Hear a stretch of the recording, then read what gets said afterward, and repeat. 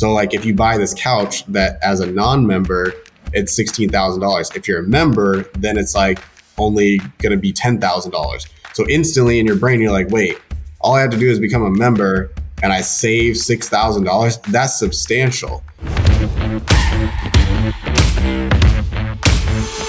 Hello to everyone, Anatoliy is here and welcome you on a new episode of our Ecom Business podcast, where we have one of my good friends and a great business owner in e-commerce space.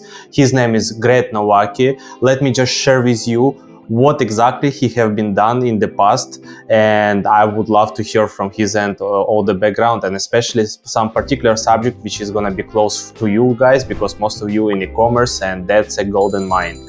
So basically Greg in e-commerce since last 5 years, and he was in the pharmaceutical business before, and he decided in one day to quit that direction and move to the online marketing. He was testing out the local businesses ads and it was working out, but he and his business partner just made a decision to move to the e-commerce side, and I believe it was the best decision in your end, Greg, because so far in the last 4 years, in the total combined results, they have made over 8 figures already, and one of the luckiest, and not even luckiest, but the biggest success has been done through recurring revenues on Shopify stores, and it has been done even with the dropshipping stores. That's a small candy on the top of your cake, guys, because if you're gonna be listening carefully, the Greg would be sharing their journey, and this kind of recurring stuff could save you in terms of making more profitability and, the most important, consistent revenue for your business. What's up, Greg? How's it going, Anatoliy? Happy to be on here. Thanks for having me on. Thanks, man. Yeah, like I was sharing this intro to the guys to let them understand that something is gonna be interesting today, and that's what would be awesome to hear from your end. Are you ready for that? Yeah, let's go. Awesome. Let's just from the beginning start it. Like, what has been the main reason you decided to switch to the traditional business area, especially pharmaceutical? It's kind of good paid out business, you know, and you decided to move to online. What has been the main reason, and how that transition went to you? I mean, when I was going to college, I was going to become like a pharmacist. And I worked in a pharmacy for, I think it was like almost 8 years. And then when I was in college, I decided I didn't want to become a pharmacist because I didn't want to go to school for 4 more years. I also didn't want to be in debt like $200,000 for like tuition and everything like that. And so from there, like I switched to business, and then from business, I switched to advertising and marketing. And then that's what I ended up majoring in, was advertising and marketing, and then getting a minor in business. And I ended up doing pharmaceutical sales for about 3 years. And what was really interesting was, like, I think it was the first 6 months of doing that job, it just didn't feel right. It was one of those things where like Ty Lopez and like Cody Sperber and all these different people started like showing up on social media. And I did like Ty Lopez's like 67 steps. I even bought like, I think Cody's like first like clever investor like course on like how to do like wholesaling and everything. And I just started thinking different. I started reading like a ton of books, and all of a sudden I was like, yeah, I don't feel like this is like a good fit for me. But I kept doing it because I was afraid of quitting. And so I ended up doing about 3 years. I ended up becoming like a manager. I had like a really large territory where I had to like cover a lot of ground, and it just didn't feel right as like I continued to push through it. And what was really funny is like some of the people would see me like reading books like 4 Hour Work Week, and they would say things like, oh wow, like, you know, that seems like a really entrepreneurial thing. I'm like, yeah, it's great. You know, like, why would I want to work more when I could like make more? And what really happened was I finally came to the terms of like, I'm never going to actually like quit unless I force myself to quit. And so I made this YouTube video saying I'm going to go from a entrepreneur to an entrepreneur, and this is my declaration to quit my job in the next 90 days. And that video is actually still on my YouTube channel to this day. But I made that video, and it was because I was dabbling in like trying to get like clients for marketing, but like I would have like a little success, but nothing was really like taking off. And that was kind of like one of my first lessons of like, you have to go all in on something in order for it to be successful. If you're dabbling in something, you're just going to get like half-assed results, and it just doesn't actually like end up working out, or it's just not generating you what you want to. And so when I made that YouTube video, it was like my own like self-fulfilling prophecy of I'm going to put this out there, and it's like, if I don't quit by this date, I have to quit. And so I literally put like an X on my calendar where it's like, no matter what's happening, I have to quit by this date. Needless to say, I didn't actually make it to that date. I ended up getting an email from HR asking me about like a couple things. And they did like a Zoom call, like back in the day on like the iPad. And they're like, okay, we're going to investigate this a little bit further. And I just knew in that moment, I was like, well, it's either I'm going to get fired or I'm going to have to quit my job. And so the first person I called, which is now my business partner, is Milad. I called him, I think like a little bit after that. And I was like, hey man, I think I'm getting fired today. And he's like, oh, all right, well, you could either quit. And like, he listed out like, well, if you quit, like, you don't get unemployment, you don't get all these things. And I'm like, all right, but if I quit, then like, at least if I ever wanted to go back to a job, I could, at least it wouldn't show I got fired. And then I was like, okay, but if I get fired, I can get like unemployment, all these things. So I was like weighing the options. And what was funny is that day I actually went and spoke at an event about marketing. And I was like, wow, this just feels so much more right. And so at the end of that day, I ended up sending an email to my company saying like, hey, I quit. And then it was literally like the next day I was like, all right, well, it's time to make money. And so that's how I started doing more marketing for like local businesses. I did that for about 2 years. And then as I was doing that, I started to gain momentum. I never really was like a full-blown agency because I didn't really have like employees or anything like that. I had a couple of VAs that I would outsource some stuff to, but it was really more so me. But I didn't really need like a ton of people because I just systematized it and just did the same thing of rinse and repeat for the same type of clients over and over again. So it was really like easy just to duplicate the system out. But about 2 years in, I moved back home and Milad and I started working out together. And at the time, like he was just like, dude, we need to get an e-commerce. And I'm like, yeah, but like I got this agency, like I'm making about $30,000 a month. I'm like, I'm pretty happy right now. Like I'm going to grow this thing. He's like, nah, man, you don't want to do that. Like it's not worth it. Like you need to quit. I'm like, okay. So it took him 6 months of convincing me. And then finally we ended up teaming up. And so the first thing we did, which was actually a great way of it going about, which was kind of like testing the waters, like how we work together. So what he did was he built out the Shopify store for us. He found the product. It was a Mother's Day product. It was like this little necklace that like opened up and like you could have like photos in it. And he threw it all on a Shopify store. And he was like, hey man, like you know how to run Facebook ads. Everything's ready to go. Just run ads to this product and let's see what happens. I was like, all right, sounds good. And so all of a sudden it's like, all right, set up all the ads, all that stuff's good. And then I was like, all right, man, like we're ready to go. And he's like, cool. I got to go to the desert for like the next 2 weeks on a vacation. You got this. Like, don't worry. Like you'll be able to run this whole thing by yourself. I'm like, what the heck, man? Like you're just abandoning me. And right before he lost cell service, we got our first sale. And it was in that moment of hearing that ka-ching from Shopify that I was like, oh yeah, this is the thing, because we sold something to somebody somewhere in the country or world that we'd never met before. We never had to speak to them. And it was just like, holy crap, like we can do this over and over and over again. And it's funny because like at first, like you hear that ka-ching all the time and it's like, it's exhilarating, it's exciting. And then after a while, it sounds funny, but you start to get annoyed with it. And then you turn off your notifications. I know what you mean. Yeah, you're like, I'm tired of hearing that noise. And then like you'll turn it back on every once in a while. And then you're like, okay, I'm good. Like I don't need to hear it anymore. But that was like our first like go into like e-commerce. And then since then, now it's been like 3 years of us like building different brands and then, ultimately like focusing on the thing that what we feel is what we do best. So it's pretty much like a miniature story in a nutshell, I guess.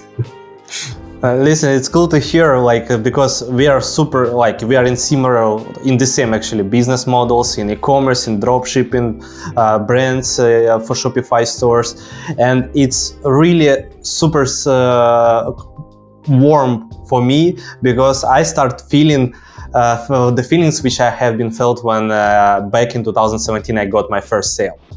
I was like, when I get my first sale, I will be excited, I will be jumping around. No, I was like, that's cool, like it's a sale and it's Chechen. I was like, what's happening? Like, what sounds the weird sound for me?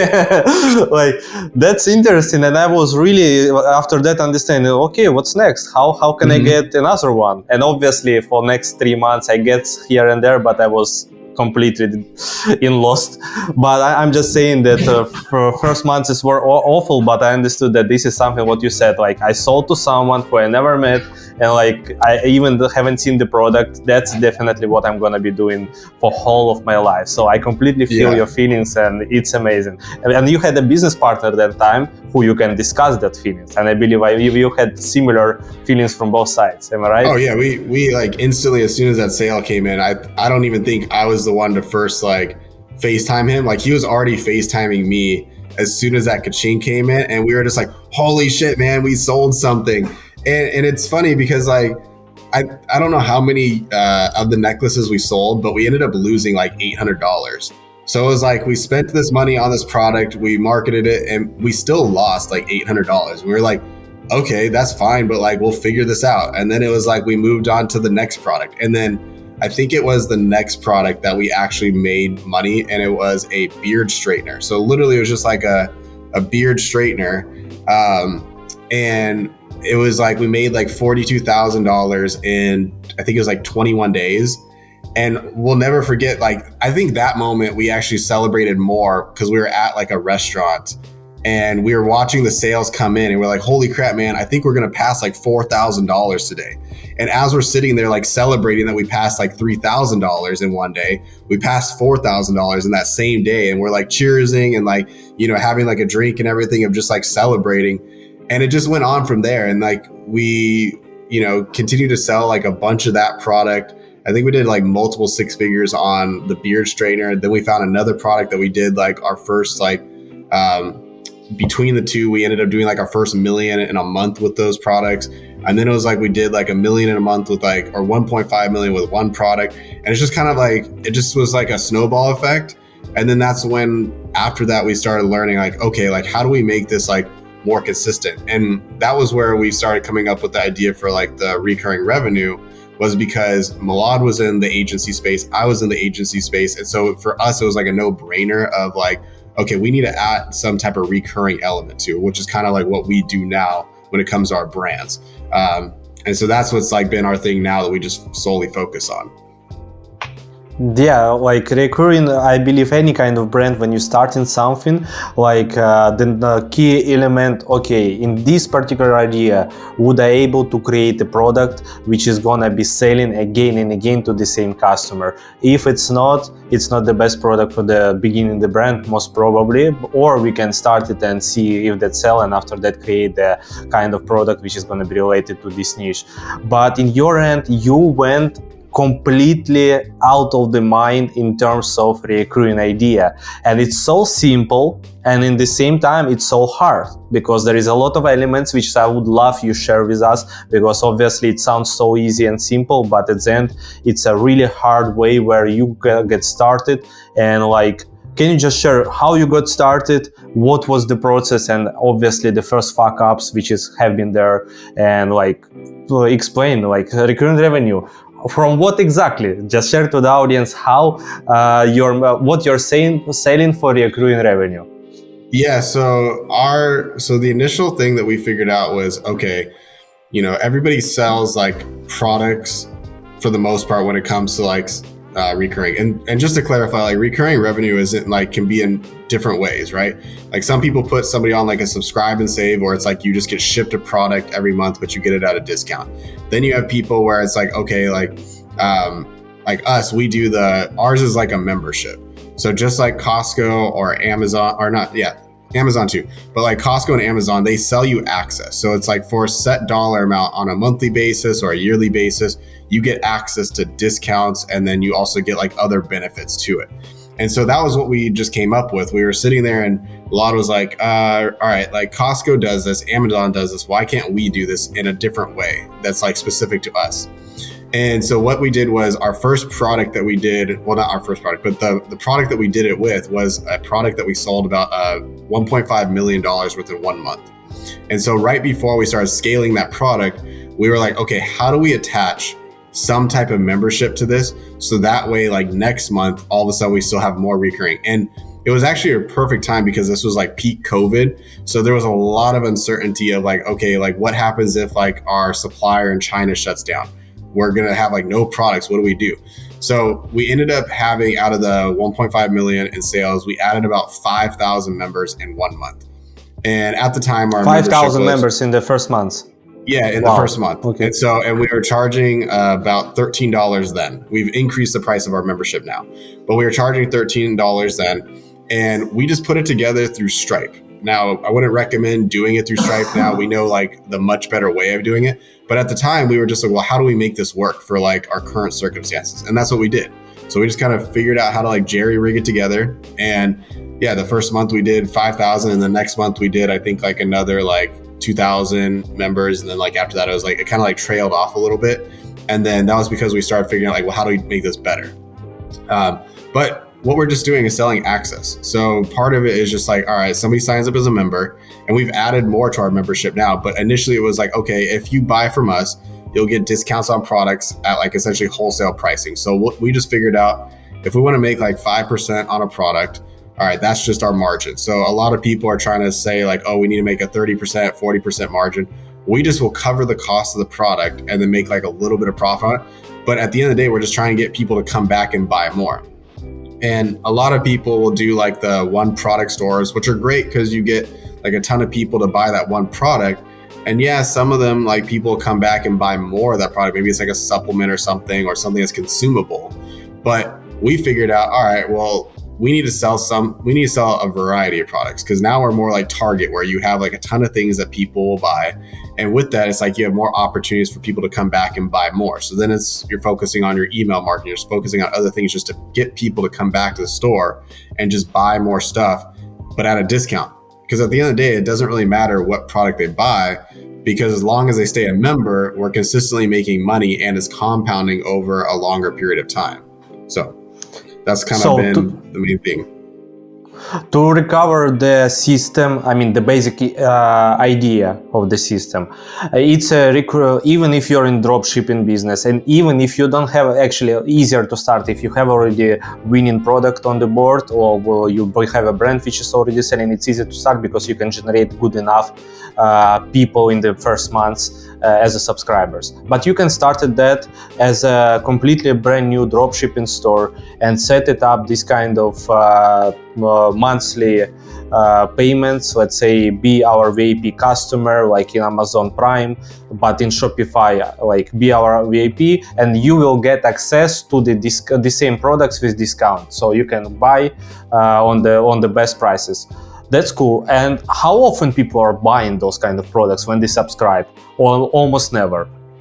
Have you analyzed it? It depends. Like, so we have a good amount of people that do come back, and there's been new apps that we've added that makes it easier to identify like who has like come back and bought more, because it's a specific app now that we use that then like everything gets discounted through. So that's made it easier to track. Initially, it was a little bit difficult because with Shopify, like they're tracking everybody as like a returning customer. So initially it was kind of a challenge because when the recurring revenue would come in on a daily basis, it would report to Shopify as if it's like a returning customer.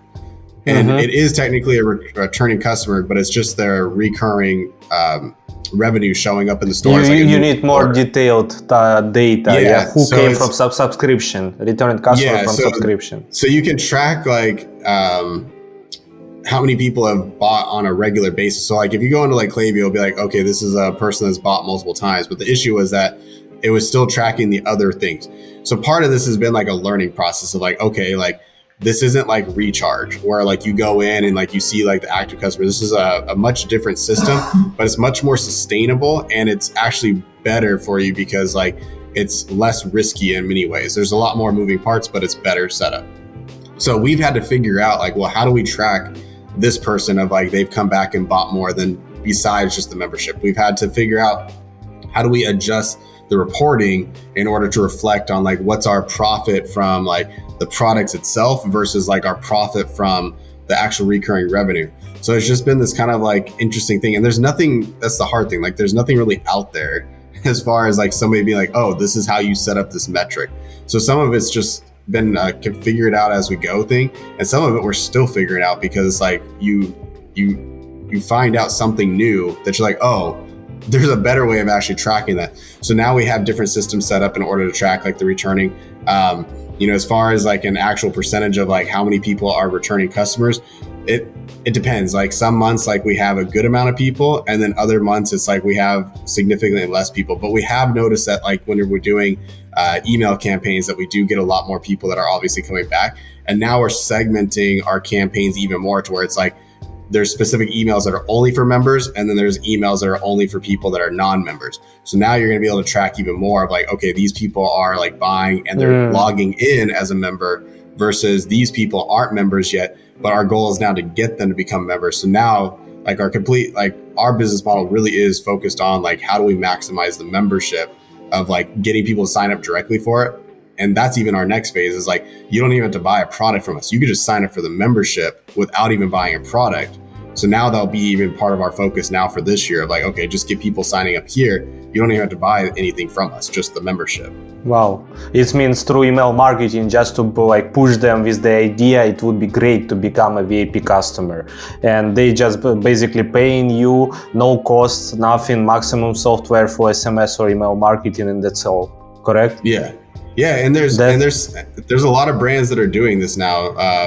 Like we've been looking at Restoration Hardware as like a really good example, and they're doing a great idea of like essentially planting the seed in your mind before you even get to checkout. So like when you're looking at a product on their site, it'll say like, oh, if you are a non-member, this is what your price is going to be. If you're a member, you're going to save X amount of dollars. And I don't know if you've ever shopped at Restoration Hardware, but their furniture is ridiculously like overpriced. So like a couch will be like $16,000. So like if you buy this couch that as a non-member, it's $16,000. If you're a member, then it's like only going to be $10,000. So instantly in your brain, you're like, wait, all I have to do is become a member and I save $6,000. That's substantial, because they know that if they get a ton of people sign up for their membership, it just adds more recurring and it covers any costs that might be associated with. But the fact that they could give away $6,000 just tells you that their markup on it is already insanely high. So exactly. That's part of like the fun of this. Is like you can figure out different ways of like using psychology to actually get people to be like, wait, I can save this much money on something by just becoming a member. And we actually want to implement that on our site, where it's like potentially have it where it shows a member price and then a non-member price. It just comes down to the coding of the website. Mm-hmm. And for example, for that store, saving $6,000, insane. How much is the membership on their end? In your end, it's like $14 in their end. Yeah, so they do it a yearly, and last I checked, I think they were charged like $175 a year. So a year. Like it's nothing. Like it's really sweet deal. It sounds a sweet deal for the person. Yeah, and comparing to like what their pricing is of their products, somebody that's going to spend like $10,000 on a piece of furniture, for them to spend $175 a year, it just makes sense, because they're like, oh wow, like I'm going to save thousands of dollars on this product. Like why would I not pay $175? But theirs is yearly too. So like we like to do monthly, because that's one of the next questions. Yeah. What's in your opinion is the better? It depends. I don't think there's any.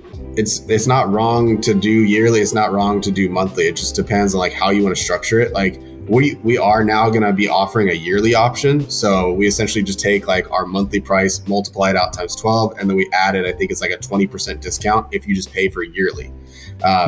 So we're going to test that out and see how that goes. But that's because now we're going to focus on like you can just buy the membership up front.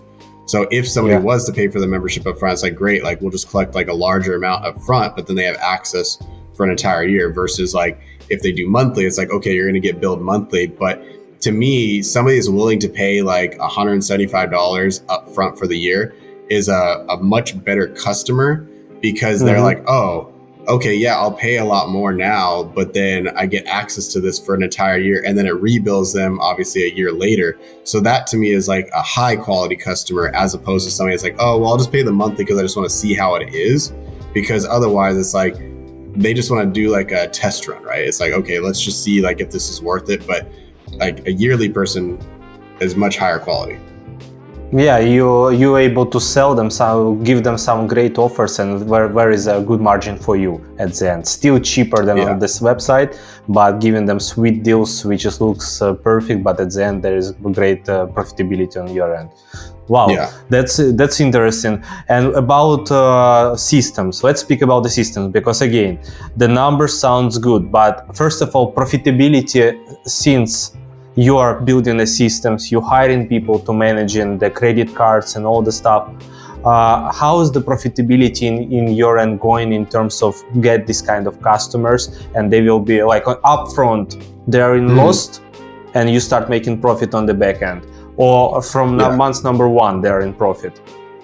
So it depends on the product. Yeah, it depends on the product. That's what I was saying earlier. It's like we have like a range of like what we know is like, okay, if we are at like, let's say like negative 10% as our profit for the day because we're acquiring people at a higher price as far as like our cost per purchase goes. But we say like, okay, well, with the cost of the product, what the sale price of it is, okay, realistically, we'll recover that within like, a month. Okay, great. So that means 2 billing cycles will recover and will be profitable on that customer. And our average time of most people that are staying as members is about 6 to 8 months. So we know that, okay. It's a good LTV, even with monthly charges. Yeah, doing the monthly charges. So it's like, all right, if that's the case, we know that, all right, we within a month and a half, we'll recover what we lost on the front end. But that also comes with like, obviously you got to be able to essentially support that float of like you're running at a loss. Like there's been months where we'll go like negative $80,000, but we acquire so many members that all of a sudden next month it makes up for it. So that's when you have to like, it's a big mindset shift of like changing it from like, okay, we have to be profitable on the front end in order to like actually make money, because there's so many people that are focused on like, okay, this product needs to make like 30% profit margin on a daily basis in order for us to make money, or they are at least trying to be at like a net zero, right? Where it's like, okay, we didn't lose anything, but we didn't gain anything. But because their email marketing and their everything on the back end is so strong, they end up making money from people on a regular basis, right? So for us, that's where we know like if we go negative, how much can we go negative to acquire a customer? And then if that is the case, when will we recover that money in a set amount of time? And then that makes sense for us. And we're like, okay, cool. Like that's where we'll tell our marketers like, hey guys, we need to hit X amount of members per day, but you guys got to try and stay within this range as far as like how much we're going negative. If you guys go negative, like, 50%, but we only hit like X amount of members today, that's not good. But if you hit this many members and we went negative 50%, okay, that's not necessarily a bad thing. So it's kind of this weird thing. And it's been really interesting trying to like help our marketers like adopt that mindset, because for them, they've been so focused on like, let's make profit. And ideally the golden scenario would be you're selling something that you're making profit and you're adding members. So that's kind of like the focus of like, can we find something that's like a higher dollar amount? And then from there, you're making profit and you're adding a ton of members. That's like the golden like setup. When you have strong, consistent winning product on the board, then you like, and good AOV. So you can see great AOV, great conversion rate on the product itself. And it means everything what is coming from the subscribers, it's just like, it's extra profit for you for that particular product. Yeah. And at the end of the day, like our profit comes from the recurring revenue. So like, even if like we spend, let's say we make like $100,000 in sales from a product, then you add in the cost of the goods and everything like that, and then you add on the marketing on top of it, we might still be, negative on the actual products itself. But if we add, 3,000 members in a month, 5,000 members in a month, it doesn't really matter because that compounds. And that's the biggest thing that's a differentiator between like other products that people sell. It's like, yeah, you might have a really good month, right? Like everybody is so focused on like Q4, where it's like Q4 holiday sales, we're going to make the most money that we do all year round.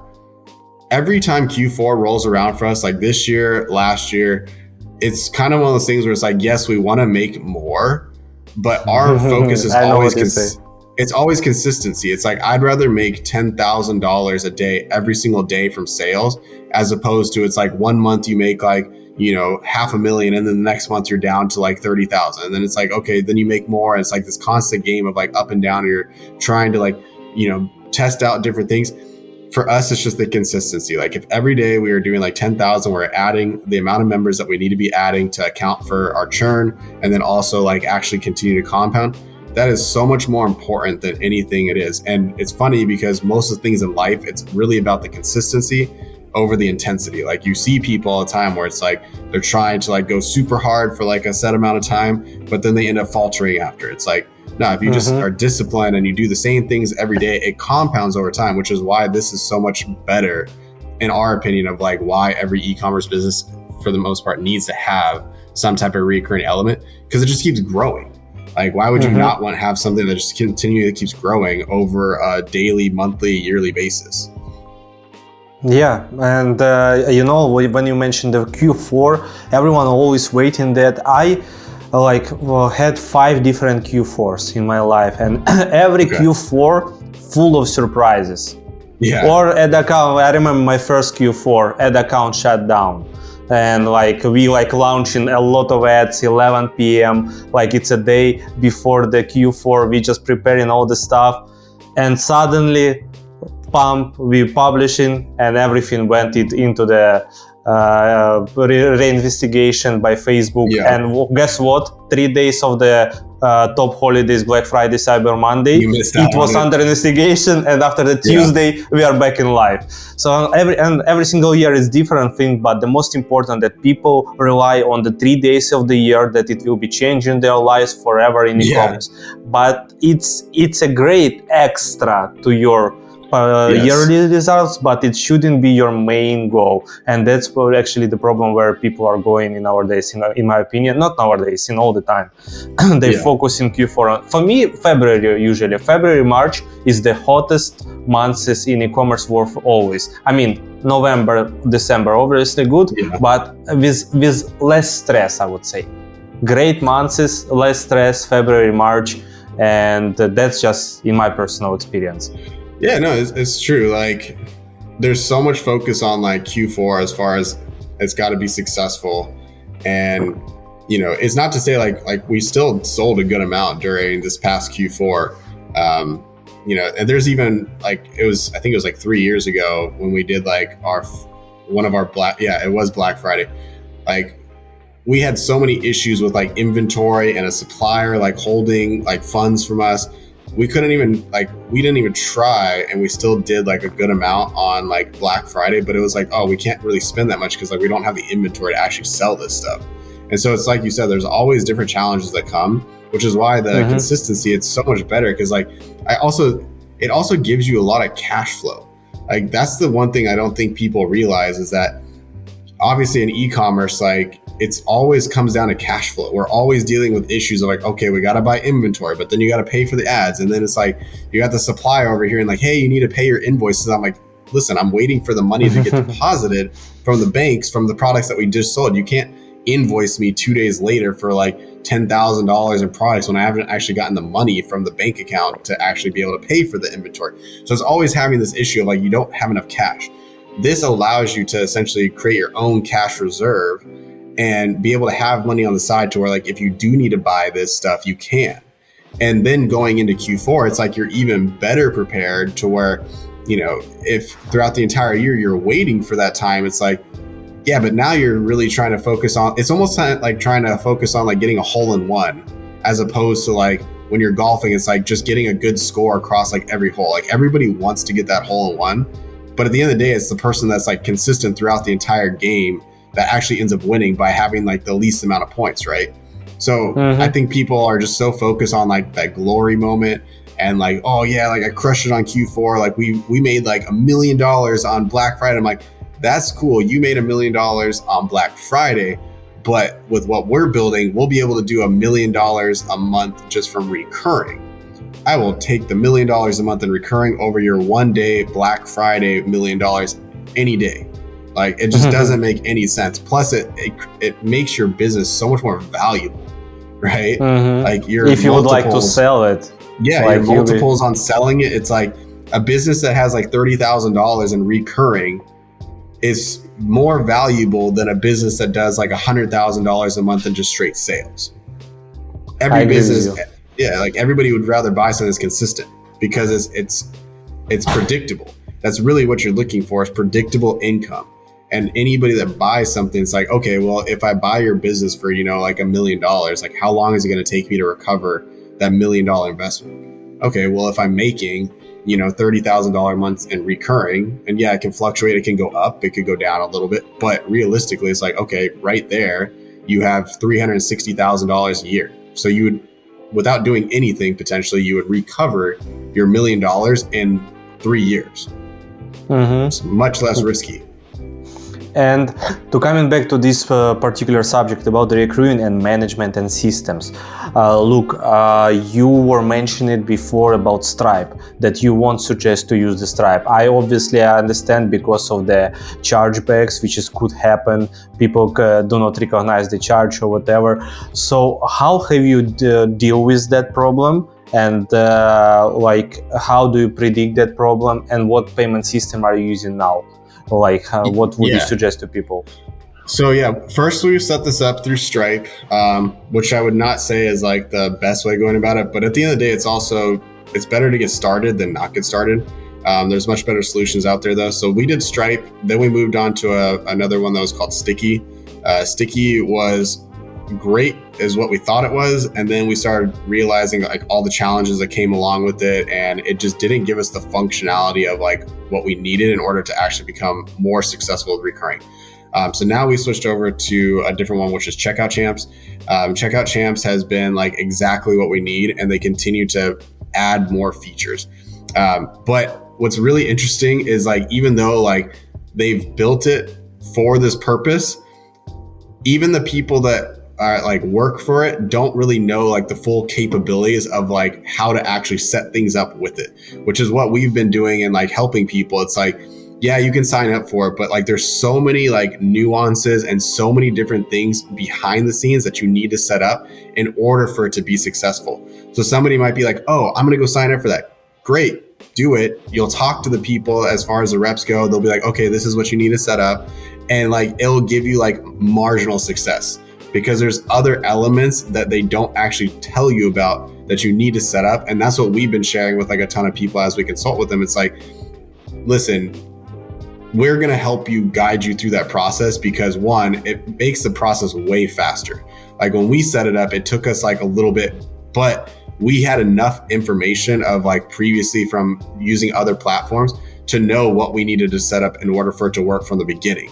But even then, over the past 6 months of us transitioning everything as much as we can over to it, we've still learned more things to add to it. To now, that's why it's like when we sell this brand, instantly when we go and buy another one, we'll be like, okay, this is our list of everything that we know we need to set up from the beginning, and it'll be 10 times more successful right out the gates because we already know exactly what to set up. And we've also learned what we don't need and remove that stuff too. So it's been this ongoing lesson, and it's kind of like that, that saying of like always be learning, because it's like, don't ever think that like just because what you set up is like exactly what's needed. It's like there's always going to be something new that comes out that will be like, oh wow, like we need to implement that now. And even when we consult with clients, we say, hey, like, we just learned about this, we're switching over to it. We're telling you guys before we've even implemented our end that you guys need to switch to this too, because this makes more sense.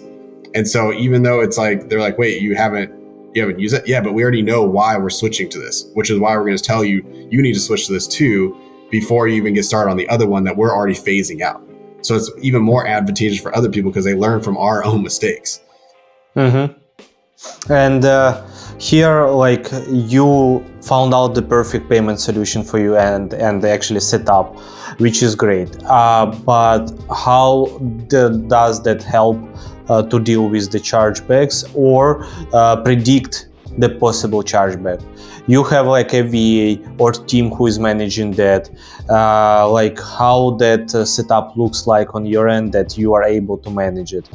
This kind of stuff, which is super, super important in terms of holds on the merchant providers. I mean, biggest thing first is like customer support. This is something where you need to have like an actual team that's like able to manage support.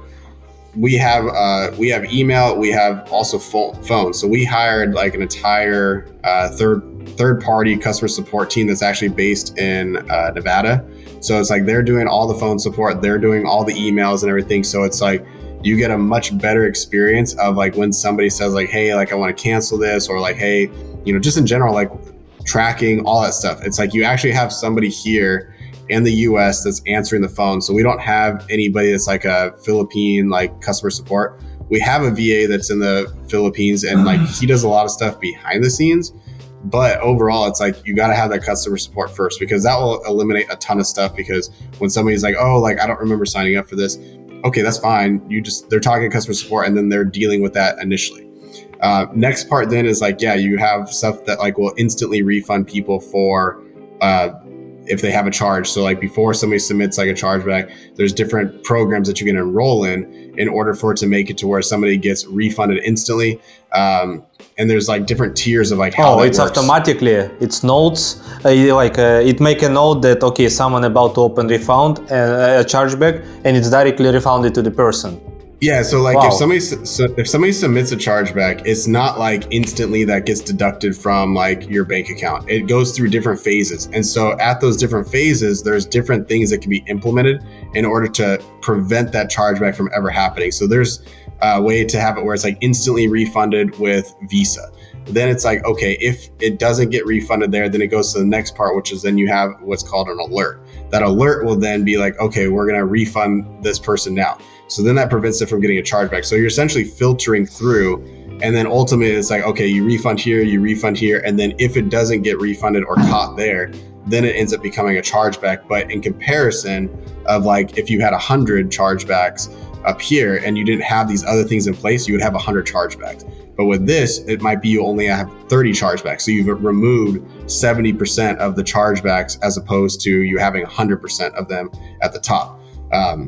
And then obviously like for us, we also try to like offer store credit too. So like if somebody says like, hey, like, you know, I don't want to be like a member anymore, we'll say like, okay, cool. Like we'll offer you a store credit. So then rather than even refunding them, we just say, hey, here's a store credit. And we'll offer it depending on like how many months they were a member. Like we had a customer, I think it was last week, that they had like 6 months of a membership, and they were like, yeah, but I didn't use it. And we're like, okay, cool. This was actually really funny. So like we offered her 6 months of store credit. She ended up buying 6 orders that day. So even so though you made the money on the top of your save money. Yeah. So even though so it's like, okay, yes, we still kept the recurring. She went back to our store and placed 6 separate orders with the store credit on each one, because I kept seeing like these small order amounts coming in. I was like, the heck is this person buying? And I kept clicking on it, and I was like, it's the same person just placing. And they just bought like a garlic press. They bought like a bunch of other kitchen products, and I'm like, all right, this worked out. So that's where it's like you have to have different things in place, and it's a holistic system. It's like, yes, you have things that are automated, but then you also have that human element where it's like customer support is so important, because they'll talk to them and say like, oh, okay, we'll offer you a store credit. You know, it's like, okay, well, we can cancel your membership for you. And like a lot of people just cancel their membership and they don't even ask for a refund. But we have those things in place to where like if they do want a refund, it's like, okay, cool, like we'll ask the supervisor to refund it, and then we do it up to like a certain amount. So it's not like we try to not make it to where it's like they get, 100% back. It's kind of one of those things where we say like, okay, like, what can we do that would make sense? And then they're happy with it. It's trying to find that happy middle ground where they're happy, we're happy, but it's not, they're not walking away with a bad experience. Yeah, like give it the last month or last 2 months, whatever it is, just to play on the human being, play a game. That's awesome. Listen, the system is cool, and I believe there is gonna be more and more questions from the audience. We can speak about that about 4 hours, and I love that subject because I remember I heard that from you a while ago, last August. And wow, that's a game changer for sure, because I knew about the big brands using the recurring revenues, but for drop shipping stores, which could become a brand or can stay still drop shipping, but general store, but recurring revenue, it's what's paying for your ads when you're testing, when you are a lost winner. As you said, you can run the winner on the minus, but at the end, in the next months, you'll get the next wave of customers who are gonna be paid on the top of that. You figure something out, and then okay, there's a better way of doing that. Because as you were just saying, Stripe, it's you can't move somebody from one Stripe account to another. Same thing with Recharge. A lot of people will be like, oh, Recharge, it's I'm gonna set this up and we're gonna get people to subscribe and save or offer a membership and everything. Same thing there though too. if something happens with Recharge, it's all housed on Shopify. If you lose your Shopify store, you can't transfer what's on Recharge to another store. So like if you have thousands of members on there, what are you going to do? You can't do anything. So it's better to pay more to own. It's the same way of like when you have emails, it's like you own the emails. We'd much rather own the data of like making sure that like how we're managing those customers and like the recurring is in a way that it's easily transferable to where we can connect it to a new store. Because that did happen to us before. We had one of our stores shut down and it was like, okay, what do? We need to build a new store. But because everything was housed outside of it in our CRM, one, we didn't have any loss of recurring revenue. So every day, recurring revenue was still store kicking. Wasn't exist, but still recurring was coming. Store didn't exist. We had no store, like no product sales coming in, but we still had recurring revenue coming in. So it's really something important for a lot of people to realize. It's like, yeah, it's one thing of like, yes, you have great successful months. Yes, of course, like as you have more recurring revenue, then it's like if you have a slow month, you're still making money. Same thing with like how you mentioned like during your first Q4, it's like your ad account got shut down. Okay, well, what happens if you lose your business manager? What happens if like something happens with like your advertising, right? If you have these in place, it's like it helps you weather the storm. And that was like one of the saving graces for us when it was like during COVID. It was like we had some issues with like actually getting inventory and actually getting some sales on something. So if it wasn't for the recurring revenue, we would have actually been in a lot of like, we would have had a lot of issues when it came to like actually making money, is because of the fact that like one of the suppliers, was holding like $80,000 worth of inventory. If it wasn't for us being able to like float that and then buy more inventory while we waited to like, get the money back from them, we wouldn't have been able to do anything. But a lot of people just are constantly focused on like the day to day of like, okay, I need to make money from this product today. But you got to start thinking longer term of like, well, what is this going to look like in a year? If you have, 20,000 members a year from now, but you're making, thousands of dollars a month, that's so much better than like jumping from product to product or trying to create a new store. It's like, just go all in on that one store and make it the best as possible. But you have this as the thing that's actually making you the most money.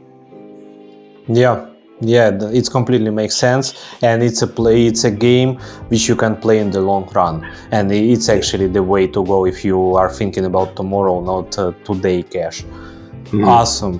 Awesome, Greg. So I really appreciate for you being on the podcast, and I have one of the last questions, which is I'm asking everyone on the podcast at the end. Okay. And if you don't mind, I will ask you as well. Okay. Yeah. What would you choose? The end result or journey? The journey all the time, which is funny because that's like one of my favorite bands, is Journey.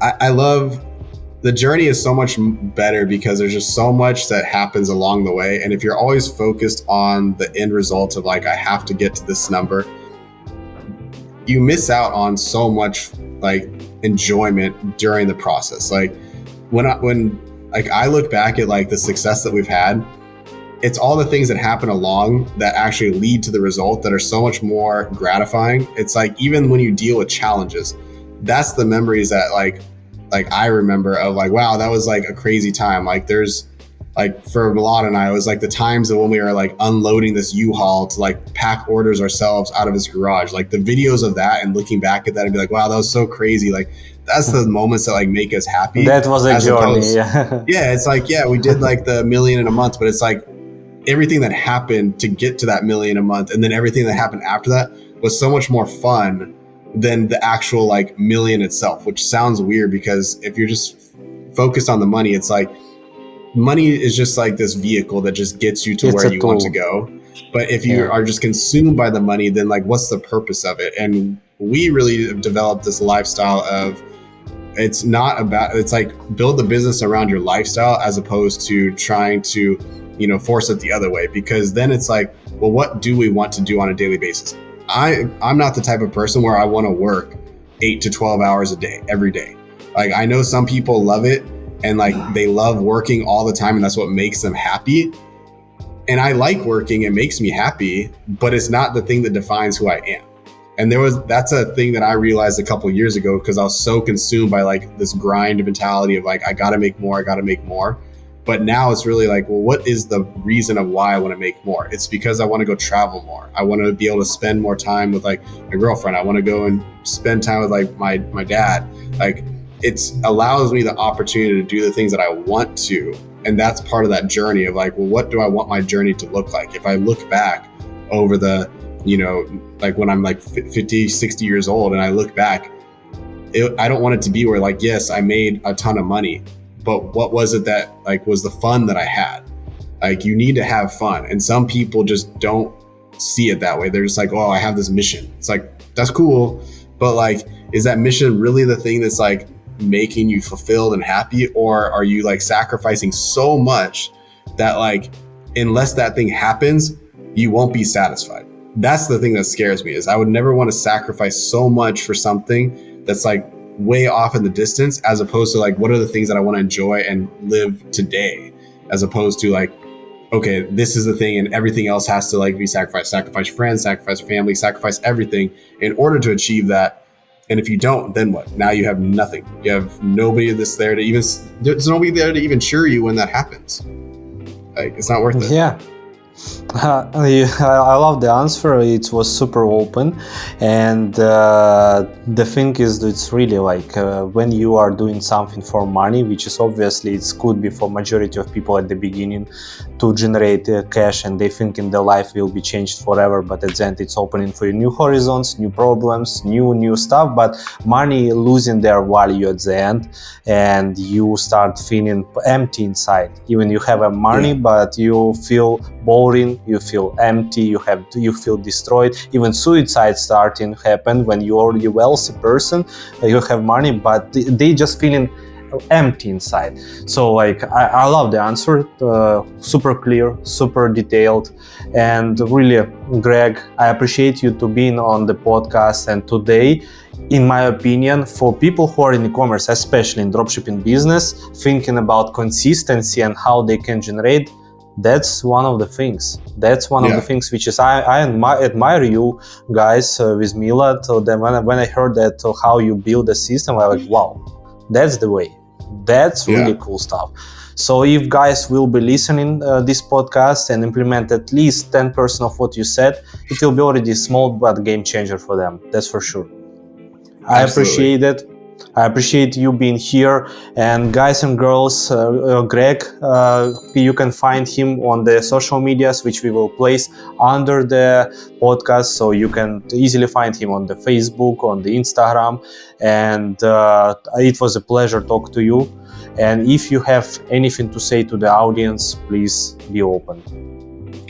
Thanks, Anatoliy, for having me on. I mean, the biggest thing for anybody that's listening to this is just nothing's ever going to be perfect. Just take action. If you take action, and this is something that I've learned over the years, because I'm the type of person where it's like I felt like I needed to know all the answers. Taking imperfect action is better than just not starting. And that's why I said, sometimes you just need to get started on something in order to get that momentum, but you'll learn through it. So that would be my best piece of advice for you guys. Great. So guys, Greg Nowacki was with us. Thank you so much for your time, and see you in another episode.